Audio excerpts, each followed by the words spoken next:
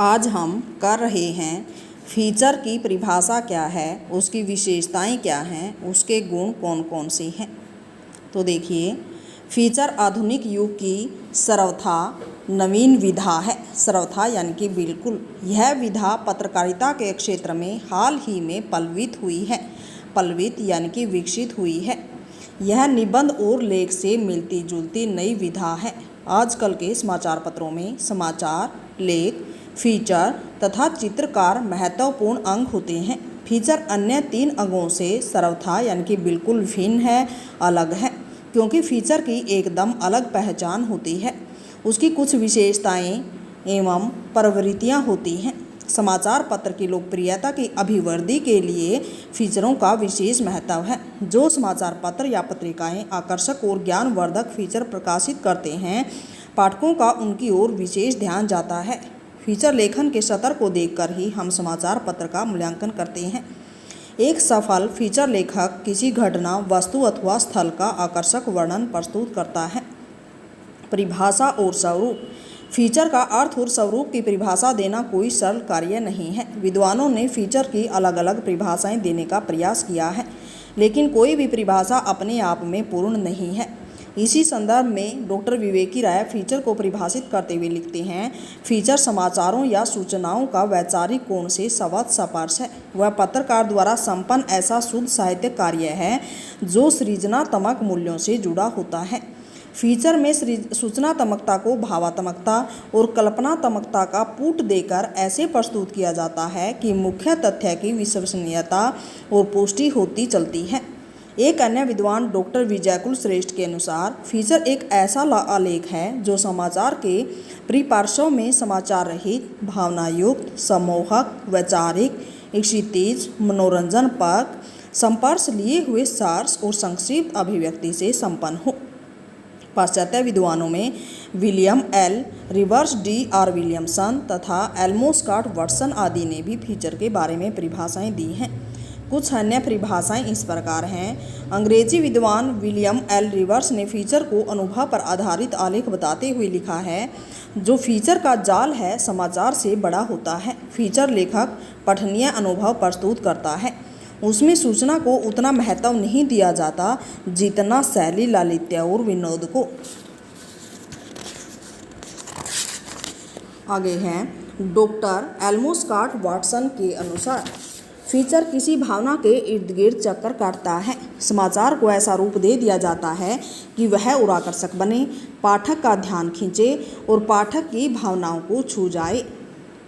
D.R. Williamson के अनुसार feature एक ऐसा सृजनात्मक तथा कुछ स्व अनुभूति मूलक लेख है जिसका गठन किसी घटना, स्थिति अथवा जीवन के किसी पक्ष के संबंध में पाठक का मूलतः मनोरंजन करने और सूचना देने के उद्देश्य से किया गया हो। अब कीजिए फीचर लेखन के जो विशेषताएं हैं, गुण हैं।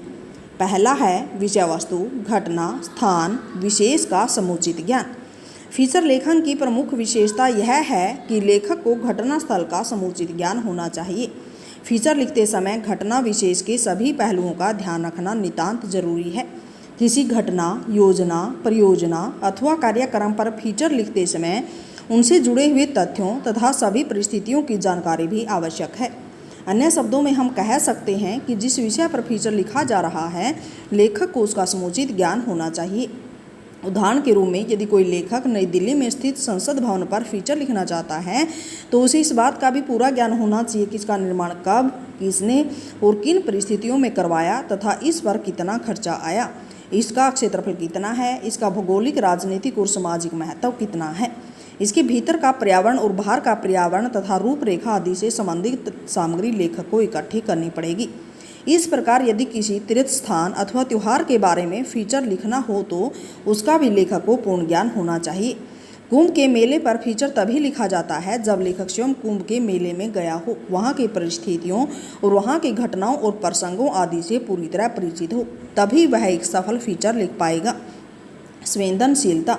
फीचर लिखते समय लेखक विषय वस्तु अथवा घटना के साथ अपना भावात्मक संबंध जोड़ लेता है। जब कोई व्यक्ति किसी वस्तु अथवा स्थान के साथ भावात्मक रूप से जुड़ जाता है तब वह उसके संबंध में जो भी विचार व्यक्त करेगा उनमें स्वतः संवेदनशीलता समाहित हो जाएगी, यानी कि शामिल हो जाएगी। जब लेखक उस विषय वस्तु में तल्लीन होकर यानी कि लीन होकर उसके बारे में अपने विचार व्यक्त करेगा तो उसका आलेख निश्चय से रोचक होगा और आकर्षक भी बनेगा।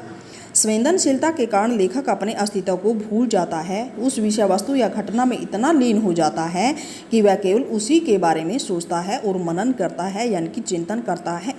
फलस्वरूप उसके द्वारा लिखा गया फीचर संवेदनशील बन जाता है। तीसरा पॉइंट है संक्षिप्तता। पहले स्पष्ट किया गया है कि फीचर एक भाव प्रधान सृजनात्मक विधा है। इसमें घटना का पूर्ण विवरण देना जरूरी नहीं है, बल्कि घटना से जुड़े तथ्यों को भावात्मक तरीके से प्रस्तुत करना अधिक उपयोगी है। एक सफल फीचर लेखक थोड़े शब्दों में अधिक बात कहता है, लेकिन संक्षिप्तता का अर्थ यह नहीं है कि वह आवश्यक तथ्यों को छोड़ दे या उनकी अवहेलना करे। संक्षिप्तता का मतलब यह है कि वह संयमित भाषा में प्रभावशाली ढंग से विषय वस्तु का रोचक और आकर्षक वर्णन करे।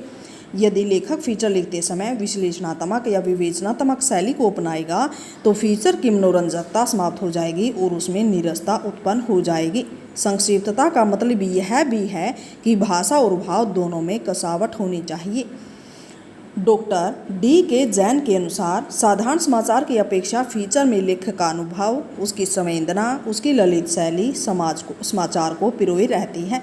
समाचार बड़ी शीघ्रता से बासी हो जाता है, परंतु फीचर उसी समाचार का आधार लेकर भी सदा ताजगी से भरा रहता है, उसमें बासीपन नहीं आता।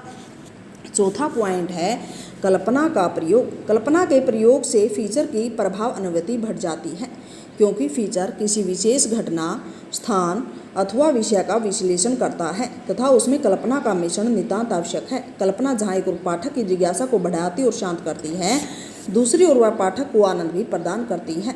इस संदर्भ में स्कॉट वॉटसन ने उचित ही लिखा है, फीचर किसी भावना के इर्द गिर्द चक्कर काटता है। समाचार को इस प्रकार का रूप दिया जाता है कि वह आकर्षक बने और आम पाठक की भावना को स्पर्श करे। पाठक जितना मानवीय भावना से आंदोलित होगा उतना समाचार से नहीं। संक्षेप में कल्पना के मिश्रण के कारण पाठक संतोष प्राप्त करता है। मनोरंजन पूर्ण शैली में उसे शिक्षा अथवा जानकारी प्राप्त होती है। विश्वसनीयता। फीचर चाहे किसी विषय पर लिखा जाए या घटना पर या फिर स्थान पर, लेकिन उसमें विश्वसनीयता का होना नितांत जरूरी है। जहाँ समाचार पत्र में केवल तथ्यों को प्रस्तुत किया जाता है, वहाँ फीचर लिखते समय कल्पना और भावना का मिश्रण अवश्य किया जाता है। लेकिन यदि कल्पना का प्रयोग अतिरंजित शैली में होगा तो फीचर की विश्वसनीयता समाप्त हो जाएगी।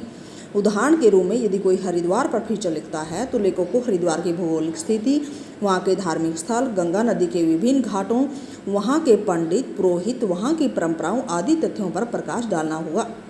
लेकिन इन तथ्यों में थोड़ी सी कल्पना और भावना का मिश्रण करने से फीचर काफ़ी मनोरंजक, जिज्ञासावर्धक और रोचक बन जाएगा। उसके बाद है विचार श्रृंखला। जिस किसी विषय पर फीचर लिखा गया हो उसे संबंधित जानकारी तो पाठक को मिलनी चाहिए, परंतु यह जानकारी देते समय लेखक को अपने विचारों में तारतम्य यानी कि मेल बनाए रखना होगा। यदि वह तारतम्य टूट जाता है, मेल टूट जाता है, तो फीचर में अभिव्यक्त किए गए विचार विसंरक्षित हो जाएंगे यानी कि बिखर जाएंगे और पाठक विषय अथवा घटना से संबंधित प्रामाणिक जानकारी प्राप्त नहीं कर पाएगा। इस दृष्टि से फीचर समाचार के समीप पहुँच जाता है। फीचर लेखक भी घटना के तथ्यों को अपने सुव्यवस्थित विचारों के द्वारा पाठक तक पहुंचता है। यदि इसमें कल्पना तथा भावनाओं का भी मिश्रण कर दिया जाए तो सोने पर सुहागा होगा। ऐसी स्थिति में जो फीचर है वो सरस और रोचक बन जाता है। यही स्थिति उसे समाचार से अलग करवाती है। डॉक्टर नरेश मिश्र का यह कहना बिल्कुल उचित है कि फीचर लेखक अपनी कल्पना, प्रतिभा और अनुभव के आधार पर जनसाधारण की रुचि अभिरुचि को दृष्टिगत कर समसामयिक घटना के भावात्मक, मनोरंजन तथा रसात्मक रूप में प्रस्तुत करता है। उसके बाद है मनोरंजकता। समाचारों में केवल तथ्य रहते हैं, उसमें सत्य के उद्घाटन का प्रयास किया जाता है। समाचार लेखक अपने समाचार को मनोरंजक नहीं बना सकता, लेकिन जो फीचर लेखक है वो फीचर लिखते समय पाठक की रुचि अभिरुचि का पूरा ध्यान रखता है और वह यथासंभव अपनी रचना को मनोरंजक बनाने का सफल प्रयास करता है। फीचर की जो रचना प्रक्रिया है वो त्रिआयामी है। सर्वप्रथम विषय का चुनाव, उसके बाद सामग्री का संकलन और उसके पश्चात अभिव्यंजन शिल्प, तीनों का पूरा ध्यान रखा जाता है। वस्तुतः फीचर अपनी मनोरंजकता के कारण ही पाठक का ध्यान अपनी ओर आकर्षित करता है। यदि फीचर पढ़ते समय पाठक का मनोरंजन हो तो वह फीचर नहीं पढ़ेगा, अतः फीचर में मनोरंजन के तत्वों का समावेश अवश्य होना चाहिए। उसके बाद है सहज, सरल और बोधगम्य भाषा का प्रयोग। फीचर की जो रचना है वो जनसाधारण के लिए ही की जाती है, न कि किसी वर्ग विशेष के लिए। इसलिए लेखक को इस बात का पूरा ध्यान रखना पड़ता है कि फीचर में प्रयुक्त भाषा अत्यंत सहज, सरल, बोधगम्य हो, ताकि उसके द्वारा जो अभिव्यक्त विचार हैं वो जनसाधारण आसानी से ग्रहण कर सकें, अर्थात समझ सकें। फीचर के वाक्य अत्यंत लघु यानी कि छोटे होने चाहिए, क्योंकि लंबे वाक्यों के प्रयोग के द्वारा एक तो विषय जटिल बन जाता है यानी कि मुश्किल बन जाता है, तथा भाव भी स्पष्ट रूप से व्यक्त नहीं हो पाते। इसके लिए फीचर लेखक के लिए यह नितांत आवश्यक है कि वह फीचर लिखते समय रोचकता और आकर्षण को बनाए रखे। फीचर लिखते समय तद्भव शब्दों का प्रयोग अधिक करना चाहिए तथा केवल लोक प्रचलित तत्सम शब्दों को ही प्रयोग में लाना चाहिए। इसी के साथ साथ उन विदेशी शब्दों का भी अपने फीचर में प्रयोग करना चाहिए जो कि अत्यंत लोक प्रसिद्ध हों। ऐसा करने से फीचर लेखक की भाषा में माधुर्य गुण, सरलता, सहजता, स्पष्टता, बोधगम्यता, प्रवाहमयता आदि गुण अपने आप ही आ जाते हैं। इन्हीं विशेषताओं के आधार पर तो पाठकों के लिए फीचर सदैव आकर्षक बने रहते हैं।